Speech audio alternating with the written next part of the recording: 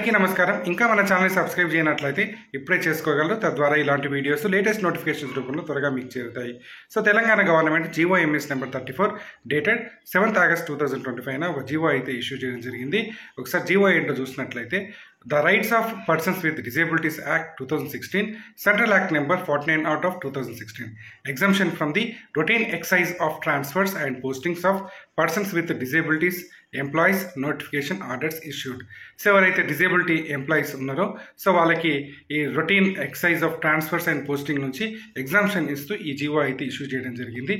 So ఇక్కడ order copy మనం చూడొచ్చు. ఫస్ట్ పారాగ్రాఫ్ చూసుకున్నట్లయితే so employees 70% more than 70% disability ఉన్న వాళ్ళకి సో ట్రాన్స్ఫర్స్ నుంచి ఎగ్జామ్షన్ ఇవ్వడం జరిగింది.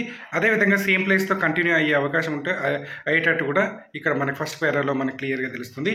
ప్రమోషన్ వచ్చినా సరే సేమ్ ప్లేస్తో కంటిన్యూ అయ్యేటట్టుగా మనకి ఫస్ట్ పారాలో ఆర్డర్స్ అయితే ఇవ్వడం జరిగింది. సో సెకండ్ పారాగ్రాఫ్ చూసినట్లయితే సో ప్రభుత్వ ఉద్యోగుల పిల్లలు వాళ్ళకి ఇంటలెక్చువల్ డిజేబిలిటీస్ ఉంటే వారు కోరుకున్న చోట ప్లేస్ ఇచ్చేటట్టుగా మనకి ఆర్డర్ అయితే ఇక్కడ ఇవ్వడం జరిగింది.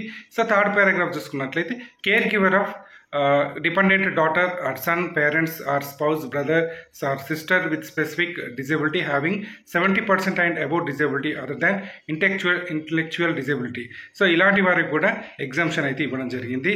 సో ఈ విధంగా మనకి GOMS నెంబర్ 34ని రిలీజ్ చేయడం జరిగింది.